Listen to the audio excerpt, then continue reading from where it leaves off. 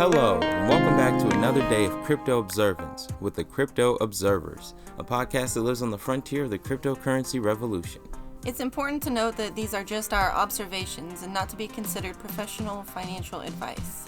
But we are active investors in cryptocurrency, as well as experienced entrepreneurs on the pursuit of financial freedom while exploring new ideas, emerging industries, and the limitless potential of the future.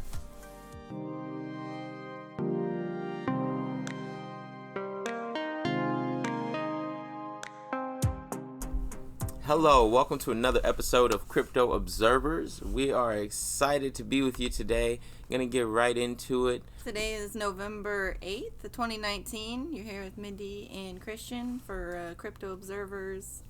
And there's been a lot of changes in the market, which is inherent to cryptocurrency, constantly changing. So we just want to discuss some of those changes today. We're going to get into things like what your trading strategy could be. Again, it's not professional financial advice, but we are building a community and happy to build knowledge and a wealth of information that we can share with our listeners. So we do want to dive into trading strategies today. We're also going to cover... I feel like a good place to start is just the most changed for today. Again, today's November 8th, and the market that we are looking at so far it's showing that Bitcoin's down to 8,700 this afternoon. Ethereum's down to 183. That's it's down 1.6%. XRP's down to 27 cents.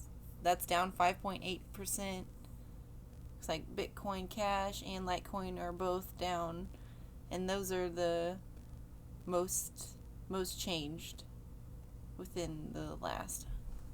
So the market is somewhat in the red today. Not really anything too crazy going on. We are getting closer and closer to the holidays, so I do expect that we'll see the prices begin to rise gradually. But we are going to also get into that today. We're going to talk about some investment opportunities such as STOs and ICOs, the difference between those, as well as the potential of some of the current coins on the market and what the market's doing today compared to 2017 when we saw a lot of the all-time highs for a majority of the market. Right. Also, I should note that those changes that I was reading from were all coins that are available on Coinbase. So, looking away from what's available on Coinbase, we have the Swipe coin, SXP. It looks like it's up 7% to $1.31. The Maker coin, MKR, is up to $6.48. That's up 3.5%. Haven, HAV is its abbreviation, is up to 86 cents. That's up 2.88%. ABBC is up to 22 cents. That's up 2.4%. And then we've got LEO, the PAX coin. So it looks like there's a lot of green outside of the coins that are available on Coinbase. So And that's good to mention, good to take note of. I feel like there are so many coins. I think over 1,500 at this point. 1,500 coins. And so again, just trying to keep an eye on all of them is it's a broad spectrum swipe. Right, that's a challenge. And then the ones that kind of rise to the top are where we find ourselves reading white papers on those and trying to see the benefits and how they're growing, what kind of affiliate programs they have or what kind of mergers they're making. Tron was one of the coins that we've recently been looking at with their recent merger with Samsung. Tron is an up-and-coming coin. And I myself have not gotten to read the white paper. So as far as I know, they're offering decentralized cross-border payments for app purchases and going to allow users of the Tron network to, virtually exchange money for right. apps. And it's on the Samsung network.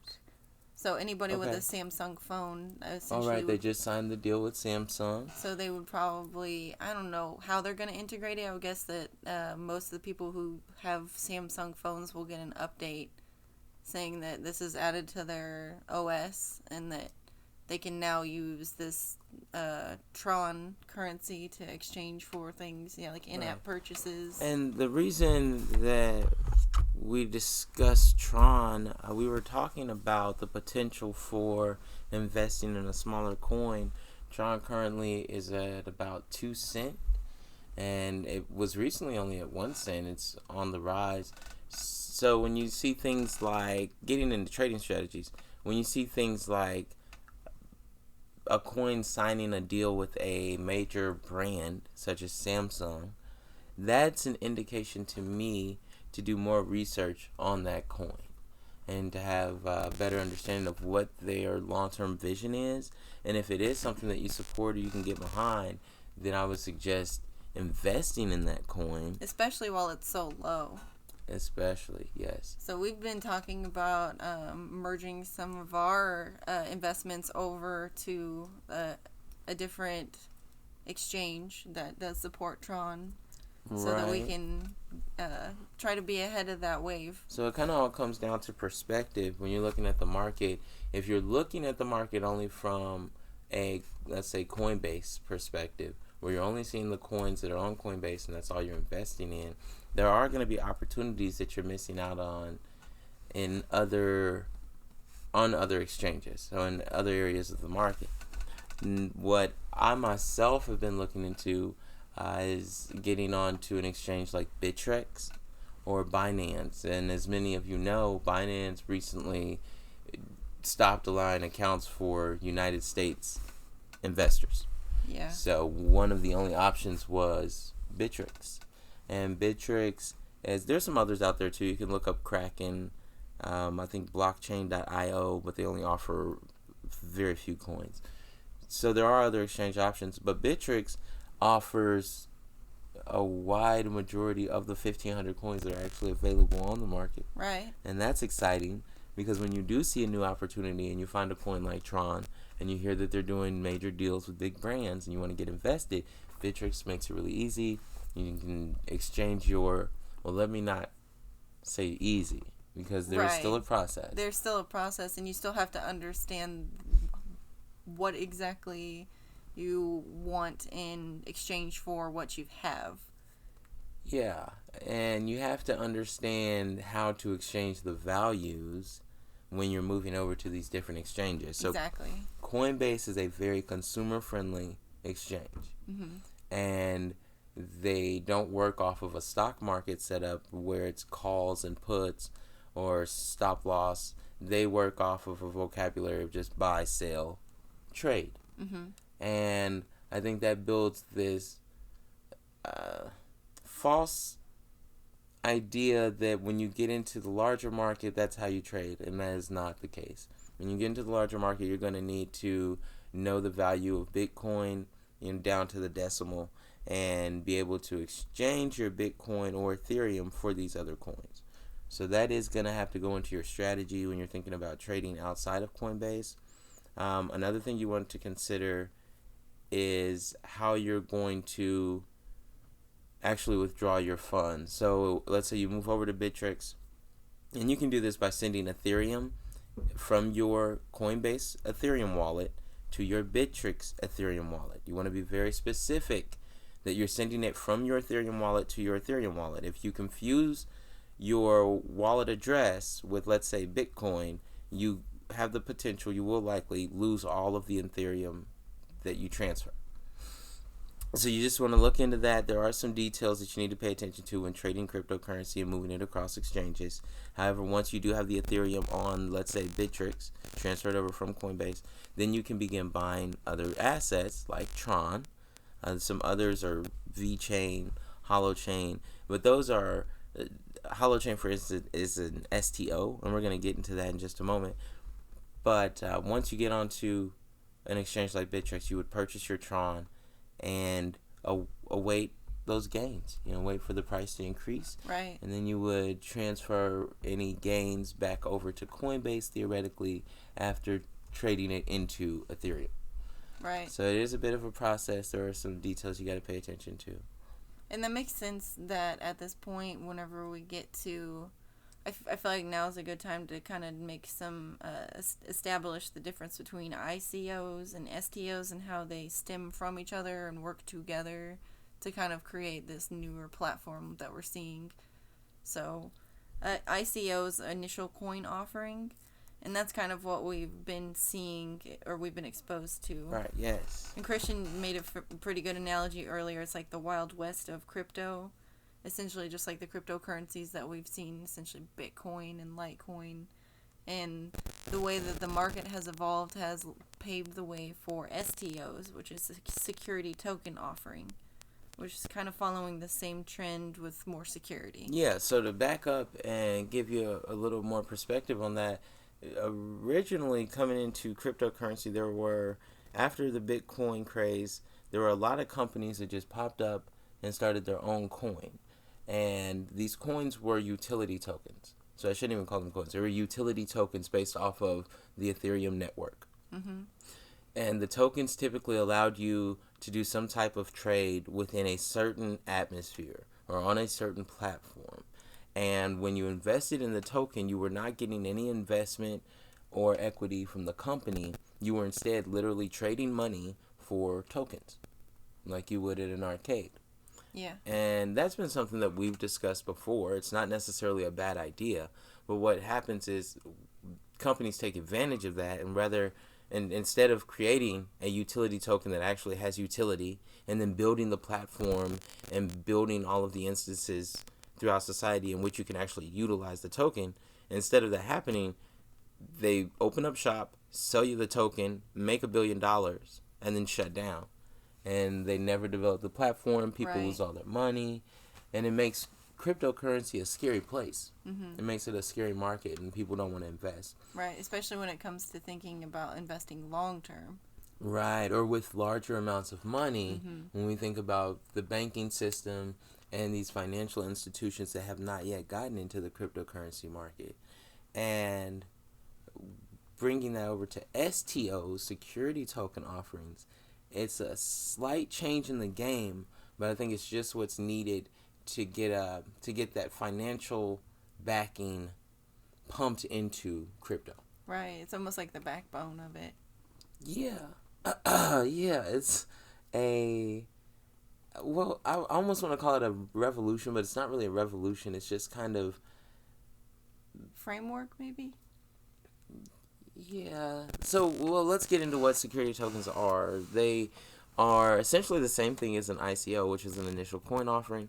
A security token offering is the initial pricing of a security token, which gives you, once purchased, equity in the company that's selling the token.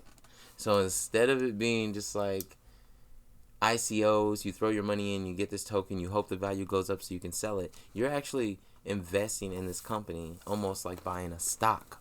Yeah. And this sets off a couple alarms in my head. It makes me think about how the stock market is going to, it's almost seeing that the stock market is going to transition into cryptocurrency. They're going to take the current values or offerings and transition those into a cryptocurrency. Not to say that the stock market will no longer exist, but you'll be able to partake in that through a different avenue. So for instance, I saw a coin the other day called Blue Share. It's a security token. And they had their initial offering in which you could get Blue Share for I want to say about $1. $1 and some change. Blue Share, their whole background is mining commodities such as silver, gold, copper, and they are now taking those commodities and putting their value onto the blockchain with their Blue Share token. So you can invest in Blue Share by purchasing these tokens, and obviously the value of silver and gold are going to continue to increase, and that's simply going to transfer over now into a cryptocurrency. And I think we're going to see more and more of that, of actual physical assets, physical value being transferred into digital currency that we can then trade online, hold on to, and create wealth. Yeah, long term also.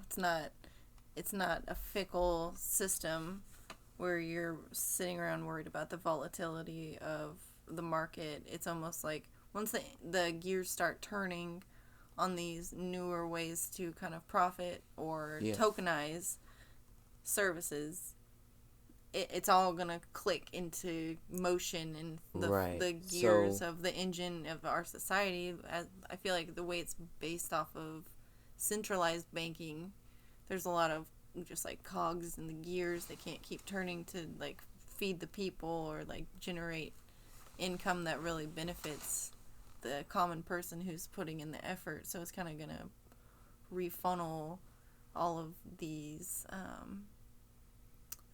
assets, if you will, back to into the hands of the people who are doing the work. right, breaking them up into smaller portions Right. that the average person can't actually afford to get invested and partake in. Originally, securities, and this law states that securities can really only be offered to, there's a certain amount of things that it takes, there's certain requirements that it takes to be labeled as a security, and then those securities can only be offered to people with a certain amount of net worth. Okay. So that went on for a while. Some president came along and said, hey, this isn't fair. And they've changed the law a bit to where securities at certain times, when they have not generated over a certain $1 million of wealth or whatever, of value, they can actually be offered to common consumers. So that's our opportunity to get involved. That's going to be the same thing when we see STOs in cryptocurrency, because it's now regulated by the SEC. Right. So there are going to be STOs that the average person can't even be involved in because you have to have a certain amount of net worth. However, they may have an STO offering where that coin comes out on the pre-market or as a pre-sale, and you can partake in that. And then once they do generate enough value and it's no longer offered to the consumer, you already have your portion, Right. and you're benefiting from the gains from then on. I feel like this would be a good part to kind of segue into talking a little bit on updates about the Libra coin, because I feel like that's really what they're trying to do as far as a social media company, trying to take it to the next level of offering their own cryptocurrency and just kind of like strategizing and getting to the point where they've worked out the kinks, I guess, or Yeah, and I think they're planning on really developing an infrastructure that allows for trade of any type of fiat currency almost instantly into a digital currency, and then instantly to anywhere in the world. right. And the thing about Libra coin is we're getting all this, I almost want to call it advertisement, but we're getting all this speculation that the coin's not going to make it. Zuckerberg's in trouble. Right, that's coming from the media. We've seen a lot of clips from the trial or whatever it was, the hearing that Zuckerberg had with Congress, and it was almost as if it was just like a joke. Yeah, or they weren't taking it unintentionally. seriously. It was a joke. And maybe not. Maybe it was more of a distraction to make people think that Libra coin isn't going to work because it's not being taken seriously by Congress, or maybe it's just showing just the ignorance level of the, I don't know, unfortunately, it's really just showing. I personally watched some of the hearing, and I thought it was a display of how ignorant our leaders, or political leaders, or at least Congress is of what's happening. They harped a lot about political advertising and how Libra coin or social media is going to handle political advertisements. And they talked a lot about, how I even heard one senator say that Libra coin was comparable to 9/11. And yeah, in some ways, that may not be a far off statement, but the problem I had was that they weren't getting to the meat of the issue. They weren't really understanding what Libra Coin's intentions are, what Calibra's intentions are, how much involvement is Facebook going to have in maintaining our financial data once we are actually partaking in the Libra system. Right. And so we really didn't learn anything from that hearing But afterwards, Libra has made some announcements about how they're going to, Calibra is the side company that will be handling all of the data and information, so it's supposedly separate from Facebook's entities. And that's also alongside of the Libra Foundation. Right. Which they created, and I believe the Calibra is under the Libra Foundation. Right. So essentially, Facebook is making these offshoot companies that supposedly, and I wish you could see my quotations here, but supposedly have no connection to Facebook and work independently. Right. So Facebook won't have access to financial information, but I feel like that's not true.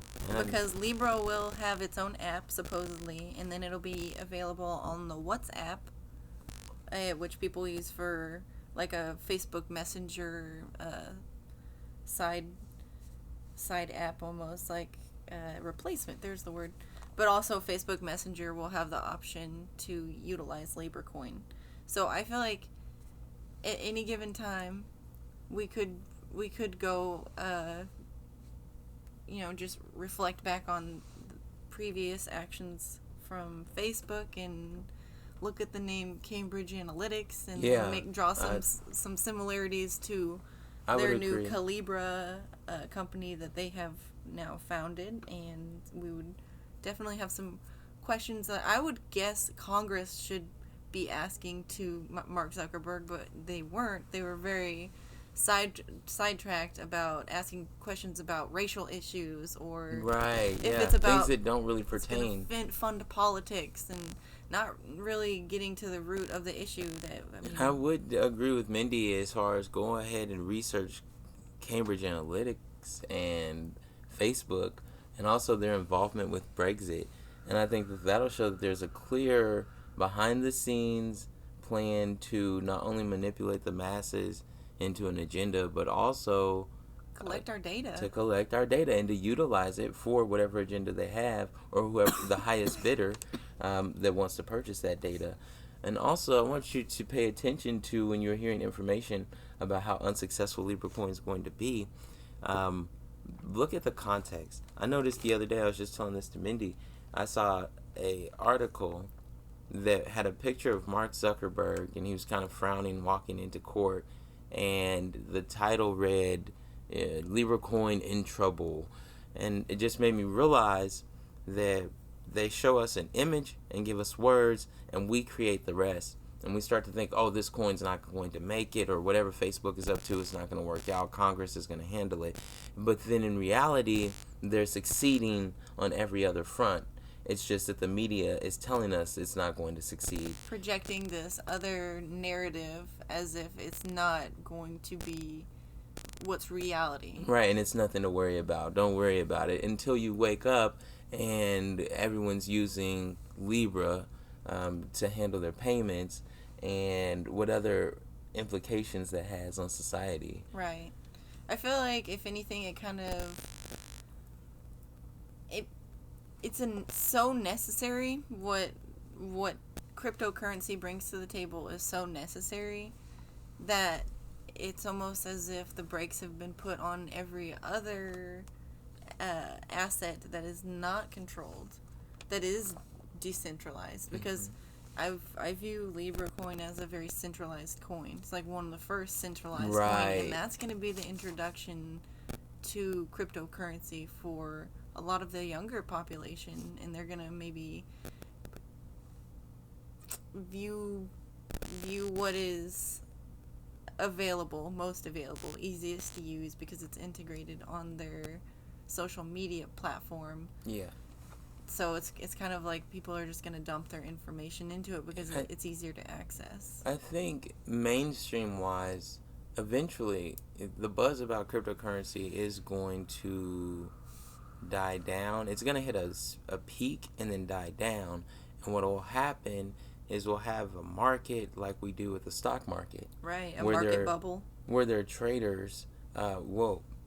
Yes, I mean, all markets have bubbles, and I'll touch on that in a second, but I feel like we'll have a market where traders are more interested in cryptocurrency. Meanwhile, the common consumer is using things like Libra to send their payments, and that's really all they care about. Right. You know, they have one cryptocurrency that they use, they send their payments, and that's all they care about. And still, I feel like it is a good shifting of gears away from the U.S. dollar. But also, there's still a certain amount of concern for just the information that's being exchanged. Right, that is giving Facebook a lot of opportunity to take that data and sell it to the highest bidder. You know, what's your budget? What are you spending your money on? And the advertisers don't even have to waste money on trying to target us anymore. They know what you're buying, and they know how much you're gonna buy, and they send the ads straight to your Facebook profile and ask you to pay in Libra.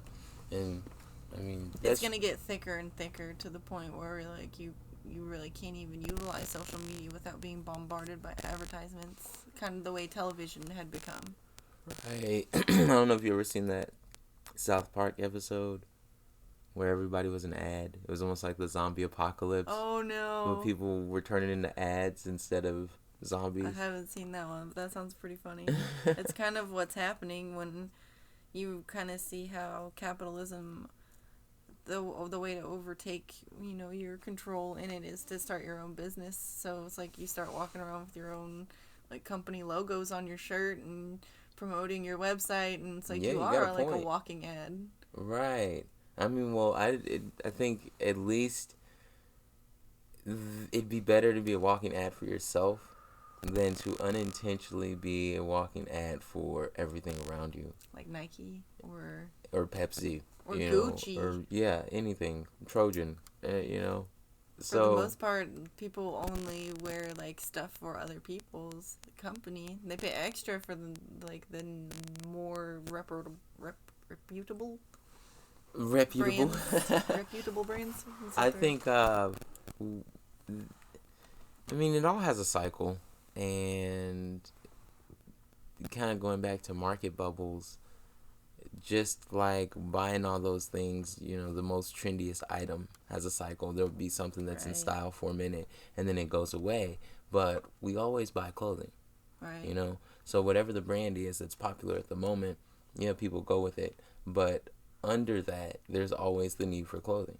So there's always the opportunity for the next brand to come out and be popular. Now, I say housing. That, right, to it's draw. almost the different kind of like approaches to different human needs. You can kind of see this cycles and trends, and I guess there's not like a brand of house. Right, but there's trends of, what are people willing to pay? Right. What can people afford to pay? Mm-hmm. How much is the house worth? Are they building new restaurants and shopping areas in this neighborhood? Is the neighborhood run down? There are all these things that come into play, and that translates right on into cryptocurrency, because just like there was the housing bubble in 2008, exactly, there are these bubbles throughout other cryptocurrency, throughout all the markets, but throughout cryptocurrency specifically. And what occurred with the ICOs, the people were able to come out with companies, create tokens, make a bunch of money. It's going to continue to happen in the cryptocurrency market, but the trend will continue to change. Right. The blockchain technology in and of itself has created like a skyrocketing effect for commerce and industry. It's almost like the next stage of dealing with the common person again, and getting the money back into their hands and say this was the blockchain revolution, right? From 2010 to whenever 2030. Right. I do feel strongly that it is the front of the new way of doing things, and people will be more common with the way that we're talking about blockchains and just like network availability and different ICOs, STOs. These terms will be more commonly understood and utilized, and hopefully taught to younger generations so that they can understand how to do this and become integrated with like their future and how they're growing their businesses and stuff like that. Yeah, and then it's just about, again, paying attention to those trends, watching those bubbles. And for us right now, we're looking into the STOs, because I believe that this is the next wave of ICO, however, with added security.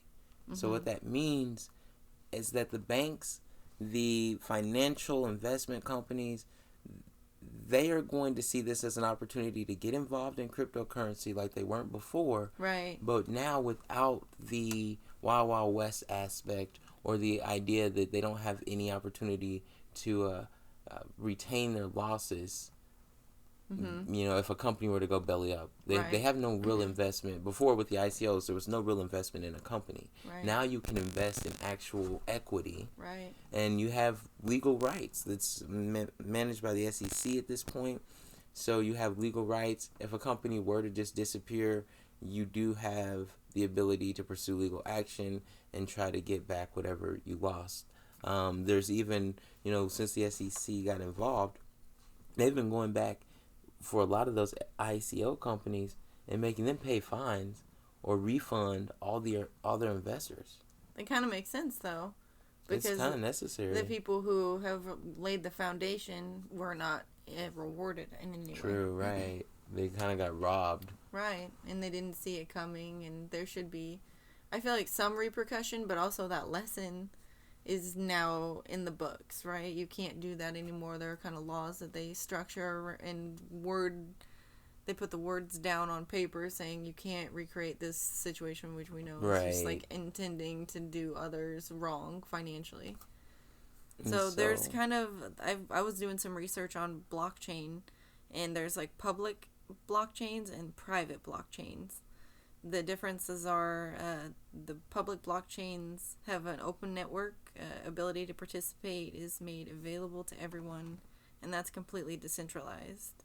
And then private blockchains, what we're starting to see pop up, I would consider Libra coin like a private blockchain where it's a closed network.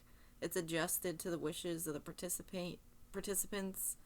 It's contractually organized, semi-decentralized, and the power still lies a lot in the hands of the banks within these private blockchains.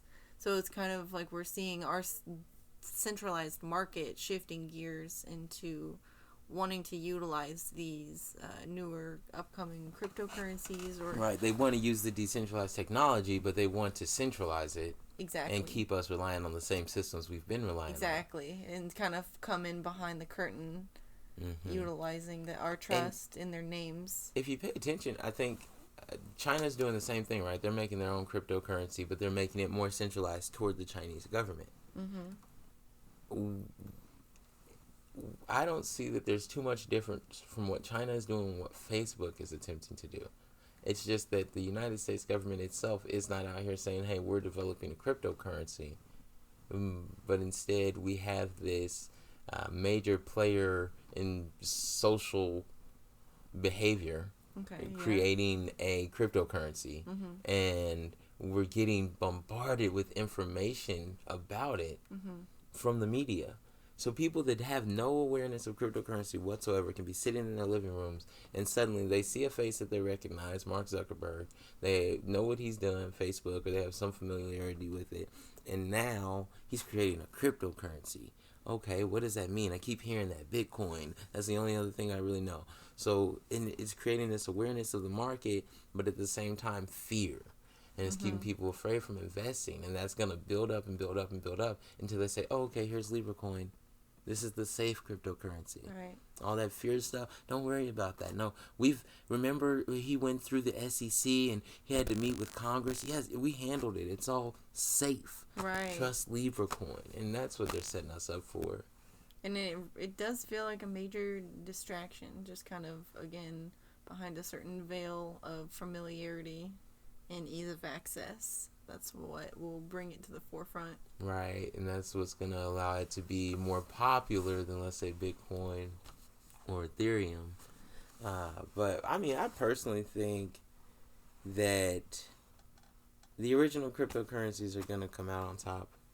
Right, I do too. And, I mean, like you were saying earlier, comparing the current market to the 2017 market right now, what's going on right now to that market in 2017. Yeah, so I mean, really, just paying attention to the trends such as all-time highs as well as yearly lows.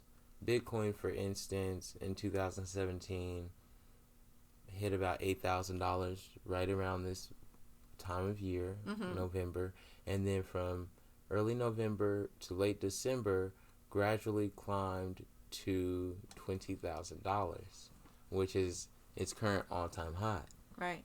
So, to me, I'm seeing reflections of that in the current market, in the way that the prices are setting these support levels. Bitcoin, for instance, at 10,000, or I would say consolidating around occasionally, typically, though we see it dip down to 8, 9. I feel like it's always coming back to 10 and going to consolidate around that area.